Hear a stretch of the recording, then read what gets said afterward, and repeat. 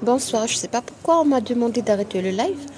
Peut-être qu'on a parlé, on a parlé à plusieurs reprises des crimes et tout. Et on a cru que c'est agressif ce que je dis. Il faut pas utiliser certains termes, je pense. Alors, c'est c'est la quatrième partie de notre discussion par rapport à la peur. On a bon, ce n'est que des généralités sur la peur et ça fait ça nous a poussé. Ça nous a donné l'appétit de traiter plusieurs sujets, d'évoquer plusieurs paramètres. Et je souhaite vous être utile en discutant ce sujet assez important. Alors, on est arrivé au point de combien c'est pas possible, c'est dangereux de se faire soigner par un psychologue sans être suivi par un psychiatre. Pourquoi? Parce que le psychologue peut très bien faire un travail très très très important, mais le patient doit savoir que si tu as une maladie, si vous avez une maladie psychique qui nécessite un traitement chimique, il faut qu'il y ait un traitement chimique, pharmacologique. Réponse élégante dans le sujet. Merci beaucoup, Sid Ahmed. D'accord? Si tu as besoin d'un médicament chimique, d'un traitement qui se mange, qui s'ingère, ok, le psychologue ne peut pas te donner ce médicament, ne peut pas prescrire ce médicament. Donc, puisqu'il ne peut pas prescrire le médicament, il ne peut pas te traiter tout seul. Pourquoi? Parce qu'il ne peut pas juger est-ce que le médicament est nécessaire ou pas. Est-ce qu'on est d'accord? Il n'a pas appris à prescrire le médicament. C'est-à-dire, il n'a pas appris à savoir est-ce que c'est nécessaire ou pas. Il a une grande compétence, il peut très bien t'aider à évoluer, à devenir une meilleure version de toi, mais à condition de travailler en équipe. D'accord? C'est comme le chirurgien dentiste et le prothésiste. Un prothésiste, il ne peut pas traiter, il ne peut pas soigner. Pourquoi? Parce qu'il n'a pas appris à faire l'anesthésie, parce qu'il n'a pas appris à faire des radios, parce qu'il n'a pas appris à reconstituer des choses en vital, in vivo, ok? Donc, un, un prothésiste de dents ne doit pas normalement traiter une carie, ne doit pas faire un traitement endo, ne doit pas mettre des braquettes ou des bagues. Très bien. Il est où le danger? Il est où la gravité? La gravité, c'est d'ouvrir une boîte noire qui s'appelle la zone d'ombre, découvrir l'inconscient, réveiller et entraîner une phase de reviviscence des traumatismes. Et quand tu réveilles ce traumatisme dans le cœur des patients qui n'ont pas encore digéré leur traumatisme antérieur, qui peuvent remonter à des dizaines, voire des vingtaines, trentaines d'années, qu'est-ce que tu vas faire? Tu vas créer un malheur. Tu vas créer un sentiment, des sentiments très désagréables, et tu vas créer un embouteillage dans le cerveau du patient. Et le patient est incapable de tout traiter en même temps. On n'a pas la capacité de traiter beaucoup de problèmes en même temps. On peut pas gérer ça. On a besoin d'un conseiller. Si vous êtes en crise financière, par exemple, une société en crise financière, elle va va solliciter un conseiller, un comptable, un expert, voilà, un conseiller, quelqu'un qui est là. Pourquoi? Pour l'aider à résoudre, pour l'aider à trouver les solutions. Et qu'est-ce qu'on fait en général dans le domaine du commerce et des sociétés? Qu'est-ce qu'on fait? Premièrement, tu es en crise, tu réduis les charges. Donc, tu es en crise, tu es dans une pathologie psychique, tu vas pas bien, réduis les charges, réduis les tensions. C'est quoi les charges? C'est réduire tout ce qui pourra faire travailler ton cerveau. Par exemple, tu as un partenaire toxique, il faut gérer ça. Tu as un ami toxique, il faut gérer ça. Tu as quelqu'un qui te gêne, tu as un projet, tu veux signer un contrat, ne signe rien maintenant. Il ne faut jamais signer un contrat très important ou prendre une décision très importante si tu n'es pas très à l'aise. Ok? Donc, réduire les charges dans le domaine du commerce, dans le domaine de la médecine, c'est réduire les tensions et les sources de stress, les sources de réflexion excessive. Est-ce que vous avez bien saisi ce problème, ce point, pardon? Alors, quand tu pars chez un thérapeute qui veut faire l'hypnose coûte que coûte et qui te dit, moi je vais t'aider à extraire, à faire sortir, à extérioriser tout ce qui te fait mal et que tu connais pas. Ok, tu as commencé. Moi j'ai déjà vu des personnes qui ont déjà fait des séances successives avec un délai inférieur à 1 semaine. Mais c'est très pénible pour un patient. C'est très pénible. Moi, je suis médecin, je ne peux pas le faire. Je suis médecin, je ne peux pas bénéficier de 2 séances d'hypnose successives avec un délai de 3 jours, 4 jours. Je ne peux pas. Parce que tu me fais une hypnose. Ok, je vais me rappeler de quelque chose de très désagréable. Un traumatisme. Un traumatisme, attention, ça ne veut pas dire AVP ou quelque chose comme ça. Un traumatisme, ça peut être une peur extrême. Que j'ai éprouvé durant mon enfance. Par exemple, un jour, il y avait deux bergers qui me suivaient. Une fois en France, je vais faire l'hypnose pour ces 2 bergers. Je viens de m'en rappeler. Je me suis fait hypnotiser maintenant. Alors, même si j'ai 35 ans, quand le spécialiste va me faire l'hypnose, je vais vivre la reviviscence et je vais revivre cette expérience de peur quand j'étais en train de courir et 2 bergers qui me suivaient, ils étaient juste en train de jouer avec moi et moi j'avais tellement peur, ok? Donc à ce moment-là, j'ai 35 ans, mais je vais avoir, je sais même pas combien j'avais, 8 ans, 9 ans. Donc à ce moment-là, moi je suis pas Asma l'adulte, je suis Asma la gamine, ok? Donc moi je suis gamine. J'ai 9 ans. Ok? Et toi, tu veux me faire une autre hypnose pour me traiter un autre traumatisme que je ne m'en rappelle même pas. Et tu me dis, non, je veux te faire le grand ménage. Mais tu veux me tuer? Mais moi, j'ai peur, j'ai 9 ans. Même la voix, vous savez, quand on fait l'hypnose, même notre voix change. On reprend la voix de l'enfance. Voilà pourquoi les gens qui font du ruqya, c'est-à-dire faire le grand ménage de tout, nettoyer ton cœur et ton esprit des démons et tout, ils profitent de ce changement de voix pour te dire que vraiment tu as des démons et tout. Bon, moi je respecte toutes les croyances, mais je pense que il faut traiter d'abord tout ce qui est psychique et par la suite fais ce que tu veux avec ton thérapeute. Bonjour tout le monde, merci, moi aussi je vous aime.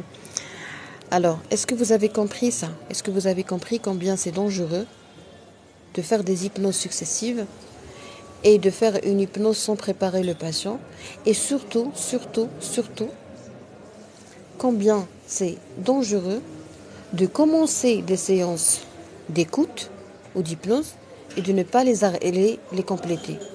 Quand tu commences et que tu ne complètes pas, tu as l'impression que tu es guéri. Pourquoi? Pourquoi tu as cette impression? Pourquoi tu sens que tu es libre?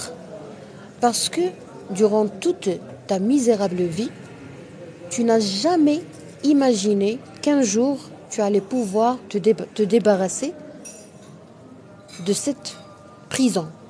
Ok? Je vais bien détailler ce point. Tu as un truc très lourd dans ton cœur, dans ton thorax, dans ton esprit, ok, dans ton petit cœur. Et cette chose se compose par exemple de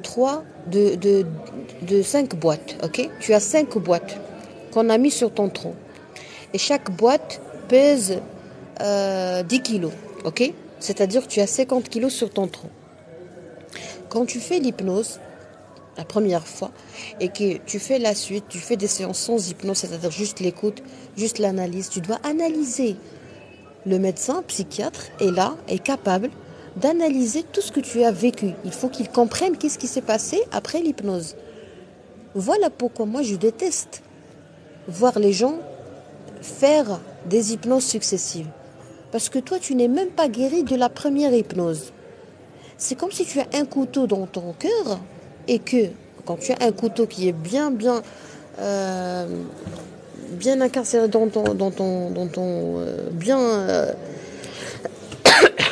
pardon, bien fixé en profondeur dans un organe, il faut jamais retirer le couteau. Vous savez ça très bien. Il faut jamais retirer le couteau, il faut jamais retirer les armes. Il faut les laisser là où ils sont.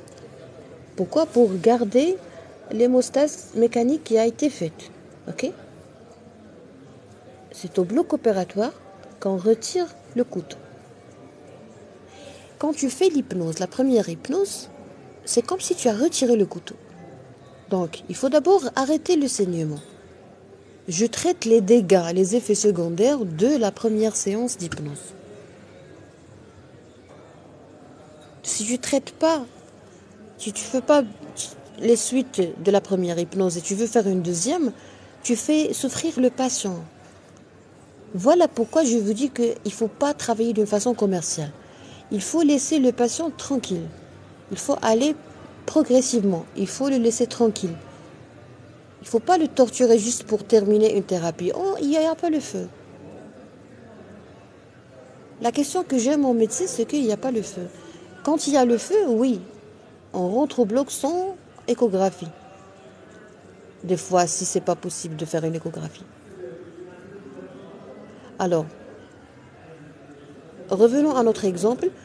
Quand tu es malade, quand tu souffres, quand tu es étouffé, quand tu es fatigué, quand tu as l'impression que personne ne t'aime, quand tu as l'impression que tu es solitaire, quand tu as l'impression que rien ne marche, quand tu as un chagrin d'amour, quand tu perds l'amour de ta vie, quand tu sens que tout le monde te trahit, peut-être que les gens ne te trahissent pas, mais tu as beaucoup de choses qui te fait mal. Quand tu as supporté beaucoup de peine, quand personne ne prenait soin de toi, quand tout le monde voulait profiter de toi, quand tout le monde te prenait pour un idiot, quand tu découvres pour la première fois que tout le monde te prenait pour un idiot, donc la première chose que tu dois faire, c'est voir ton médecin généraliste, tout lui confier, et il va planifier ta prise en charge avec un médecin psychiatre. Et le médecin psychiatre, il va te mettre en confiance d'abord et il va planifier. Mais quand tu commences une planification, quand tu mets un plan avec ton médecin, il faut suivre le plan. Quand tu changes de médecin, c'est le désarroi. Il faut un plan de travail. Et le plan, le chef de service, c'est le médecin psychiatre. C'est lui qui met le plan. Et c'est à toute l'équipe de le respecter. C'est-à-dire, le médecin généraliste doit respecter le plan du psychiatre, le psychologue doit respecter le plan du psychiatre, le coach sportif doit respecter le plan du psychiatre, le diététicien doit respecter le plan du psychiatre, ok? C'est lui le leadership. Bonsoir docteur. Bonsoir Sidi Hakim. D'accord? Donc il y a un plan de travail. Toi, tu as, comme on a dit dans l'exemple, tu as 10 boîtes, 10 grandes boîtes. Chaque boîte pèse 10 kilos, ok? Donc tu as 50 kilos sur ton tronc qui te font mal. Alors on va planifier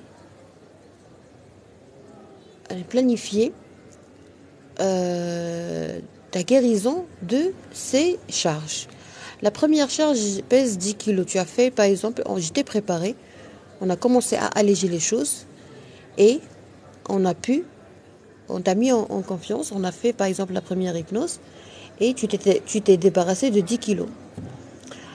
On a analysé les conséquences de la première hypnose. Tu ne dois pas demander une deuxième hypnose. C'est le médecin psychiatre qui gère. S'il te demande de prendre un médicament, tu dois lui dire pourquoi prendre. Ok? Si le médicament a un effet secondaire, si tu as senti une somnolence excessive, c'est-à-dire que tu dors trop, tu dois lui dire, c'est très somnolent, il a un effet sédatif très important. Est-ce que vous pouvez réduire les doses? On ne change pas le plan. On travaille, on est là pour travailler, pour ajuster. C'est comme si tu fais une recette. C'est comme si tu prépares un plat. Il faut aller très doucement. On est là pour t'aider. On n'est pas là pour te créer des problèmes. On ne change pas de médecin. Tu vas revenir chez lui, tu vas lui dire, le médicament, ça m'a pas plu. vous avez tout le droit de dire j'ai pas aimé les médicaments. C'est votre droit. Ok, me respect docteur. Merci, c'était Farah. Ça existe en médecine quand on fait une consultation, quand on donne un traitement, c'est normal. Il y a des fois où, ça, par exemple, moi, le psychiatre a jugé le besoin de donner un comprimé. Ok? Et toi, et il t'a donné des conseils, et toi, tu as respecté les conseils. Tu as fait du sport, tu as vu ta famille, je sais pas moi, et tu n'es plus agité comme la première fois où le médecin t'a vu. Donc tu as fait un effort pour réduire le stress et réduire les causes de l'insomnie. Donc quand il t'a donné un comprimé, c'était trop. Ok, tu reviens chez lui, il peut très bien te réduire en moitié la dose. Juste pour t'aider à dormir, parce que si tu dors pas, tu seras jamais normal. Ok? Tu peux mourir. Si je dors pas, je peux mourir plusieurs jours. Donc ce qui est très urgent, c'est dormir. Donc, le médecin n'est pas là pour te donner un médicament pour te tuer ou pour t'anesthésier. Non. C'est parce que tu es venu, tu lui as dit que ça fait 30 jours que je ne dors pas, jusqu'à 5 heures du matin. Donc, le cerveau souffre. Il y a des patients en réanimation, on les hospitalise en réanimation, on leur donne un médicament pour les sédater. Pourquoi? Parce qu'ils ont eu un AVP, un brain attack, un AVC, pardon, accident vasculaire cérébral, où ils ont eu un traumatisme cérébral très important. Et du coup, leur cerveau a souffert. Le cerveau souffre énormément. Pour protéger le cerveau de la souffrance, des fois, les médecins, ils donnent un médicament pour lui donner un congé, un tout petit congé, ok, ou une permission. Mais c'est le médecin psychiatre ou le médecin neurologue ou le réanimateur en général qui ont le droit de juger. L'électricité cérébrale, c'est la neurologie et la psychiatrie. Ok? Ça, c'est un autre monde que moi-même, je ne peux pas ni le juger, ni l'expliquer parce que ce n'est pas ma spécialité. D'accord? Donc, il faut garder dans l'esprit que quand on donne le médicament à quelqu'un, c'est pour sauver son cerveau. Le psychologue ou le thérapeute ou les gens n'ont pas étudié ça. Les thérapeutes qui te disent, comme le monsieur qui a dit qui a voulu choper un client de mon live et il a dit il ne faut pas donner des médicaments, il n'a pas étudié la physiologie neurologique. Donc il ne peut même pas juger qu'est-ce qui se passe dans le cerveau, dans les neurones. À long terme, est-ce qu'il y aura des séquelles? Vous voyez? Bonjour. Alors, revenons à notre exemple. Tu as fait l'hypnose, tu as commencé. Quand tu as fait l'hypnose, tu as éclaté un abcès. Alors là, tu as commencé à revivre ce qui s'est passé. Ton cœur a repris l'âge du traumatisme. Par exemple, tu as 40 ans, tu as vécu ce traumatisme à l'âge de 16 ans, ou à l'âge de 5 ans, tu as été victime de, je sais pas, pédophilie ou je sais pas moi, ou ta maman était agressive avec toi, ou ton papa était agressif avec toi. Donc, durant toute cette semaine, toi, tu es en train de vivre un traumatisme très méchant et tu as repris ton âge, l'âge du traumatisme. C'est-à-dire que tu t'es senti comme si tu as rajeuni, tu as repris ton âge de 16 ans, de 8 ans, de 9 ans. Ok? Donc déjà, toi, tu n'es pas dans ce monde. Est-ce qu'il y a quelqu'un parmi nous qui a déjà bénéficié d'une séance d'hypnose? C'est un autre monde. C'est une expérience étrange. Moi, j'ai vécu ça. C'est étrange. C'est tellement étrange. Donc, pourquoi? Parce que toi, tu reprends l'âge.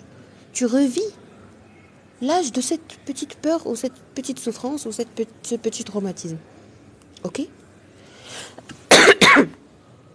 Donc, quand tu fais la première hypnose, que tu l'as bien discuté, tu l'as bien analysé avec ton médecin, parce qu'il va t'aider à digérer. Il faut pas se contenter d'extérioriser la peine. Non, il faut la traiter, il faut la digérer. Il faut avoir d'abord un diplôme et une formation et une expérience qui te permet de l'aider. Très bien.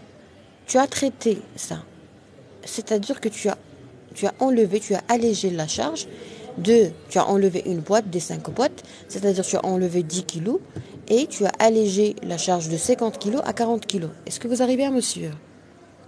Quand tu fais l'autre hypnose, tu vas sentir plus à l'aise, plus tranquille, relativement plus à l'aise, plus tranquille. Parce que tu t'es débarrassé de 20 kilos, de 2 boîtes. Et quand tu fais la troisième hypnose et tu l'as bien digéré avec ton médecin et tout, tu t'es débarrassé de 30 kilos. Est-ce que vous arrivez à me suivre? Dites-moi juste oui, pour que je vous explique la différence entre le psychiatre, le psychologue et le thérapeute. Est-ce que vous arrivez à me suivre? C'est-à-dire l'exemple des 5 boîtes qui pèsent au total 50 kilos.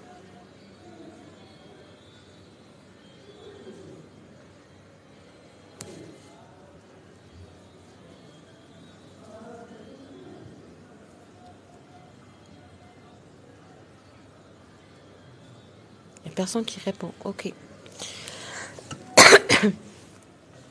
Alors,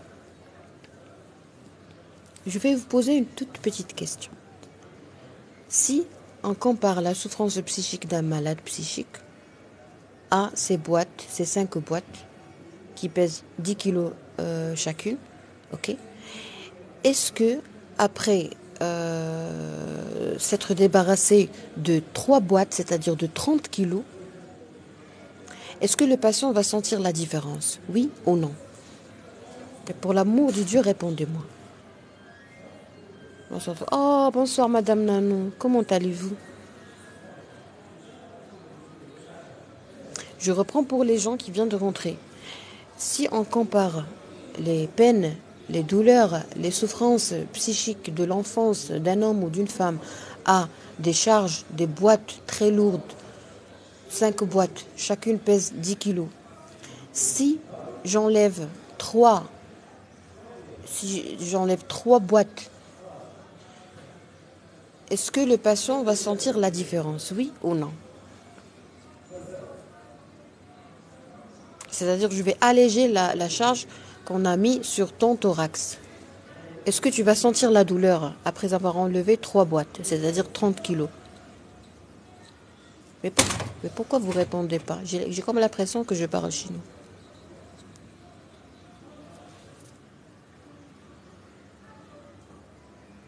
Oui, bien sûr. Bravo, merci.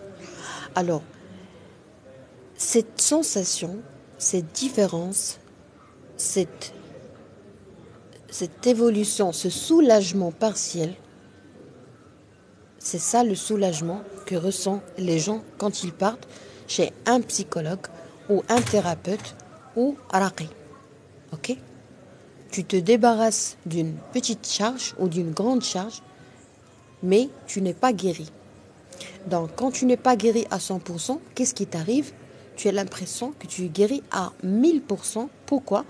Parce que dans le cœur des gens obéissants, dans le cœur des gens très gentils, dans le cœur des gens qui ne pouvaient pas dire non, dans le cœur des gens qui ont été manipulés pendant longtemps de la part de leur famille, de leurs enfants, de leurs amis, ok, ils n'ont jamais cru qu'un jour ils pourront réussir à se débarrasser de 10 kilos. Donc, quand toi, dans ta tête, tu n'as jamais pensé qu'un jour, tu n'as jamais cru, tu n'as jamais, même l'idée de se débarrasser de 10 kilos ne t'a jamais traversé l'esprit. Alors, quand tu perds 30 kilos, tu te contentes. Tu te dis, moi, je me contente de ça. Moi, je me sens tranquille. Je ne veux plus guérir. Je pense que je suis guérie. Il faut jamais se contenter. Il faut jamais se contenter d'une amélioration partielle en psychologie. Pourquoi? Parce qu'il restera toujours un reliquat. Et le reliquat, c'est l'amorce d'une nouvelle souffrance. Voilà le problème. Donc, si tu ne fais pas un bon ménage, un bon grand ménage de ton cœur, de ton cerveau d'une façon professionnelle, qu'est-ce qui t'arrive? Tu auras une fausse impression que tu es guéri, ou tu vas te contenter de cette guérison parce qu'elle est supérieure à 50%. Et ça, c'est très mauvais pour la santé. Pourquoi c'est très mauvais? Parce que tu vas arriver à un niveau d'euphorie. C'est quoi l'euphorie? Toi, tu t'es toujours senti faible. Très bien. Tu t'es toujours senti manipulé. Très bien. tu t'es toujours senti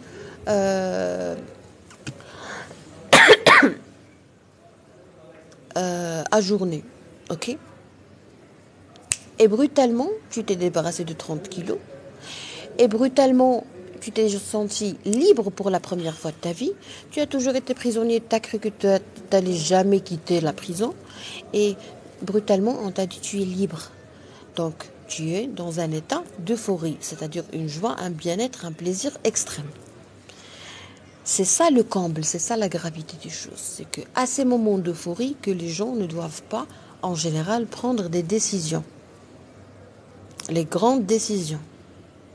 Mais malheureusement, on ne peut pas maîtriser, on ne peut pas contrôler une personne qui vient de se sentir libre pour la première fois, parce que on ne pourra jamais l'attraper et il ne va jamais croire à ce qu'on dit.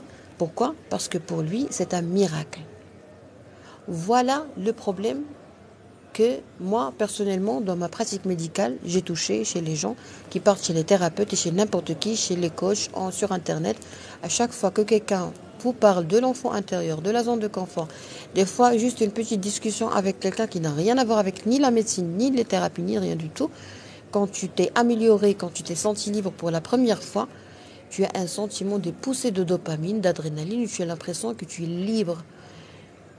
Et tu ne veux plus entendre parler de maladie. Tu te trompes, tu te mens. Pourquoi? Parce qu'on t'a menti. On t'a dit que je vais t'aider. C'est comme le monsieur maintenant qui s'est présenté pour faire le marketing ici. Il a demandé, avec toute l'audace que vous pouvez imaginer, au monsieur de le contacter pour l'aider, sans médicaments. Vous voyez? Alors là, bien sûr, tu vas avoir le réflexe de dire « Non, moi, je ne veux pas être une balle entre les médecins et les coachs et tout. » Non, toi, tu n'es pas une balle. Toi, tu es une personne respectueuse. Mais pour être une personne respectueuse, il ne faut pas être ignorant. À partir d'aujourd'hui, tu vas te dire « Moi, je suis une personne. Par exemple, je suis un homme, je suis une femme. Ok, mais je mérite une bonne vie. Qu'est-ce que je mérite? Tu vas citer. Qu'est-ce que tu mérites? Tu vas partir chez ton médecin et pour lui dire, voilà, est-ce que je mérite ça? Le médecin va rajouter d'autres choses. Je vais vous étonner. Vous savez qu'il y a des gens qui ne savent pas qu'est-ce qu'ils méritent. Ah, ça peut arriver à tout le monde, ça peut même nous arriver. Tu n'oses pas rêver. Il y a des gens qui sont pas capables, sont incapables de rêver. Pourquoi? Parce que à leur bas âge, ils n'avaient pas le droit de rêver, ils n'avaient pas le droit de s'exprimer, ils n'avaient pas le droit d'exiger. Dans la même maison, je vais vous donner un exemple et permettez-moi de savoir, est-ce que vous avez déjà vu des cas pareils?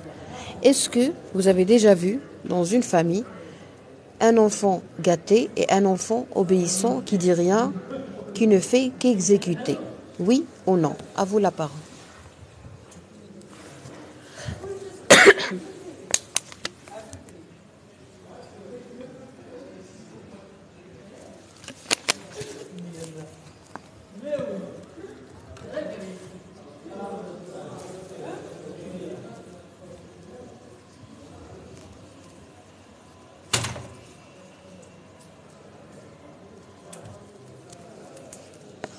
Il n'y a pas de réponse?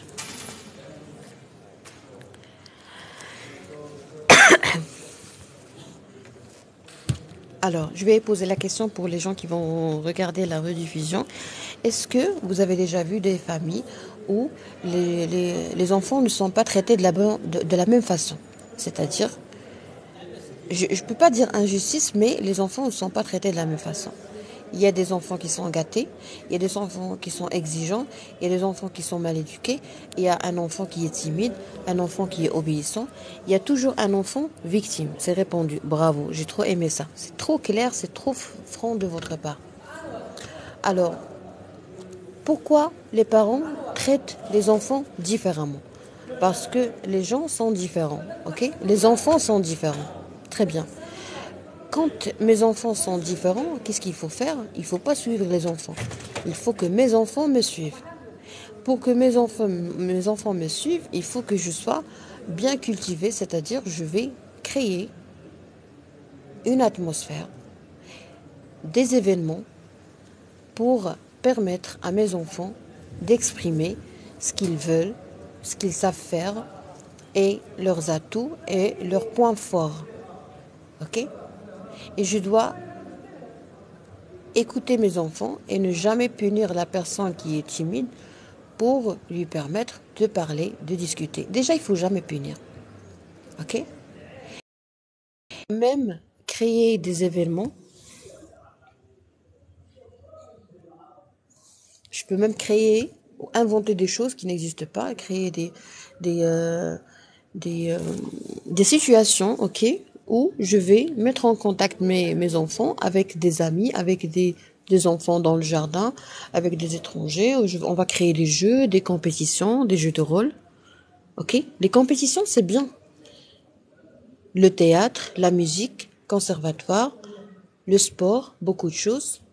Et l'enfant qui ne parle pas, normalement, je dois sortir avec lui tout seul, je dois prendre un café avec lui tout seul, qu'il prenne par exemple un jus, ce qu'il veut, et je vais lui permettre d'être seul avec moi, comme ça il va oser me parler, parce qu'il y a des enfants qui ne peuvent pas parler devant, c'est leurs frères. Donc, moi quand j'aime mes enfants, l'amour c'est quoi? L'amour c'est la chose la plus importante dans ce monde. Moi je pense que pour l'amour je peux tout faire. L'amour de la famille, l'amour, voilà l'amour. Parce que c'est la chose la plus précieuse. Parce que après la mort, on se rappelle de quoi en fait? On se rappelle de l'amour, point. On se rappelle des beaux gestes. La vie est très courte. La vie est très courte. Ne perdez pas votre temps dans les problèmes et dans les... Je sais pas pourquoi je me sens très solitaire ce soir. Je me sens très seule. J'ai un sentiment vraiment... Bon, excusez-moi, j'aime pas faire la victime, faire la faible. Ça me dit rien. Très bien. Alors, on parlait de l'amour, on parlait de l'injustice des parents qui le font pas exprès, mais ils font pas attention aux différences et parfois ça les arrange. Par exemple, quand ils n'ont pas les moyens, ou quand ils n'ont pas les moyens, qu'un enfant ne cesse pas de faire des demandes et l'autre est timide, à chaque fois, elle demande au petit qui est timide une deuxième paire de baskets ou je sais pas moi, de chaussures pour l'enfant qui cesse pas de faire de demandes et on demande à l'enfant obéissant de patienter et on lui dit par exemple toi tu es mon petit, tu es mon chouchou, tu es le plus gentil, tu me comprends, tu me fais pas de demandes. Donc on félicite le petit. Voilà comment on crée les maladies psychiques et mentales. Voilà comment on peut rendre quelqu'un fou. C'est tellement bizarre mais c'est tellement vrai. Voilà comment on rend les gens fous. Parce que quand je me rappelle du nombre de cas que j'ai traités, que j'ai commencé le traitement avec, parce que je les oriente ultérieurement chez le psychiatre, je me dis, mais qu'est-ce que vous avez, vous, les parents? Qu'est-ce que vous avez dans le crâne? Mais comment vous osez demander à un petit, féliciter un petit d'avoir été gentil et de ne pas avoir fait une demande et de ne pas avoir exprimé son plaisir d'avoir des baskets et en même temps vous osez offrir à 2, 3 reprises des cadeaux à l'autre. Donc vous félicitez, vous êtes en train de détruire son système de croyance et de créer une logique qui est illogique dans sa tête, comme quoi c'est très bien pour la santé. Tu es un bon type. Pourquoi? Parce que tu n'as pas fait une demande. Donc cet enfant à l'âge adulte, quand il va devenir un adulte, un monsieur, il n'osera jamais faire quelque chose. Il n'osera même pas se marier. Moi, j'ai vu des hommes qui sont incapables de se marier parce qu'ils n'osent pas exprimer leur plaisir. C'est un plaisir de se marier. C'est un plaisir d'avoir une femme. C'est un plaisir de faire l'amour. C'est un plaisir d'embrasser. C'est un plaisir de prendre la main ou le bras dans le bras avec une femme et de partir. Mais pourquoi vous obligez un monsieur de ne pas sentir ce plaisir et surtout de ne pas oser exprimer cette volonté et ce désir? Parce qu'il a appris, parce qu'il a été programmé pour ne jamais demander quelque chose qui lui fait plaisir, et dans sa tête, il a appris que c'est ça la normale, et il a été fréquemment félicité pour ne pas avoir exprimé sa volonté de vouloir se faire plaisir en s'achetant des baskets ou en s'achetant une bicyclette. Vous voyez? Donc, lui, dans sa tête, il continue à agir de la sorte et il continue à toujours ne pas exprimer sa volonté, ne pas s'aimer, ne pas croire qu'il mérite, ne pas passer en premier. Il passe toujours en deuxième place. Pourquoi? Parce qu'il croit que les gens méritent quelque chose et lui non. Donc, comment est-ce que je peux traiter une dépression sans avoir découvert ce point? Et comment est-ce que je peux, en médecine générale, traiter la dépendance à l'alcool ou la dépendance au tabagisme sans avoir découvert ce point? Parce que le patient, dans sa tête, il croit que s'il exprime une demande, c'est-à-dire qu'il est narcissique ou c'est-à-dire qu'il est égoïste. Je suis très fatiguée.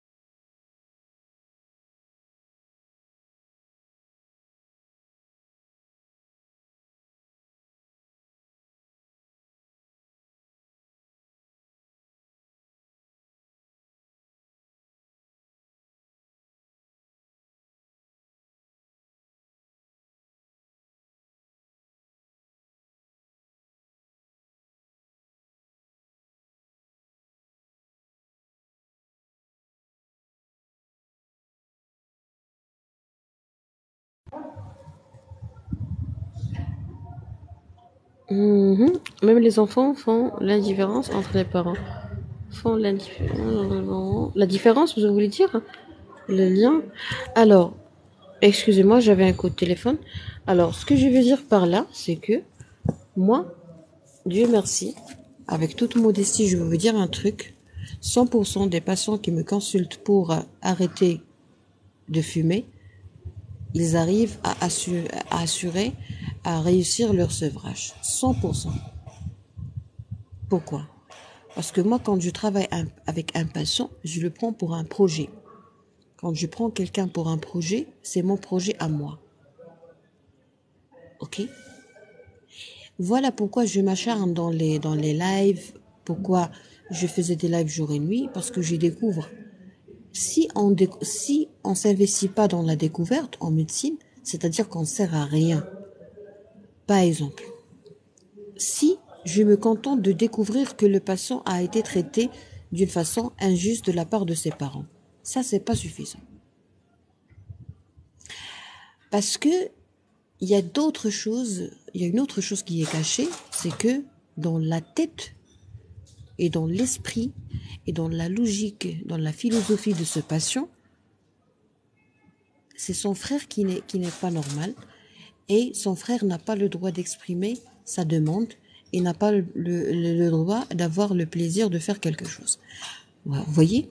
Donc, le patient croit, le comble, le vrai problème, c'est que le patient croit que c'est pas bien de désirer. Vous voyez? Voilà le problème. Ça, c'est un autre volet. Si tu crois que le fait de désirer quelque chose, ou le fait de vouloir, ou le fait d'aimer quelque chose, veut dire que tu es narcissique ou tu es égoïste, ah, ça c'est grave, hein? Ça c'est grave. La majorité des gens croient que si tu demandes quelque chose, si tu exiges quelque chose, c'est-à-dire que tu es égoïste et tu es narcissique.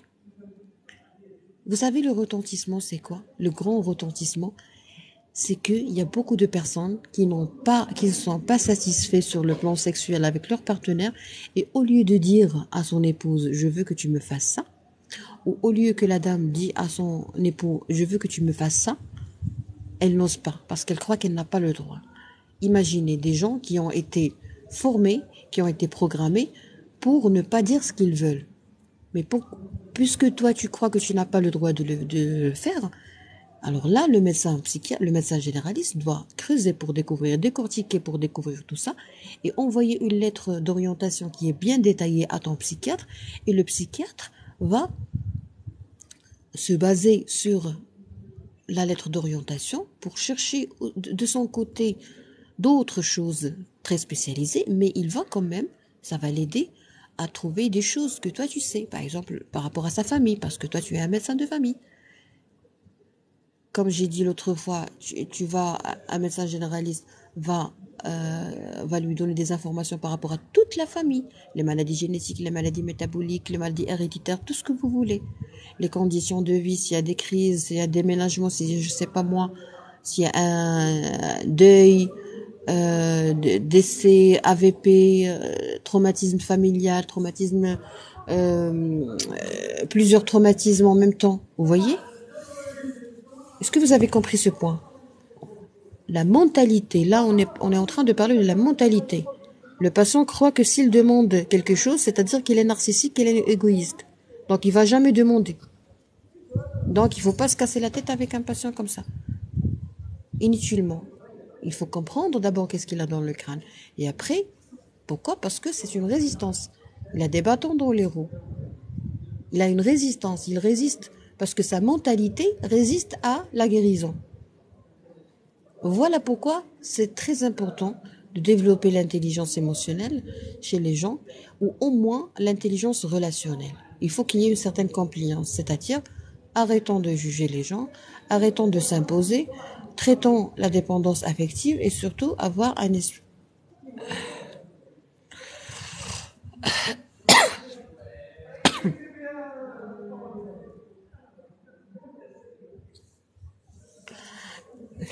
Pardon, je suis très fatiguée, je vais devoir arrêter le live, je vous souhaite une très bonne soirée.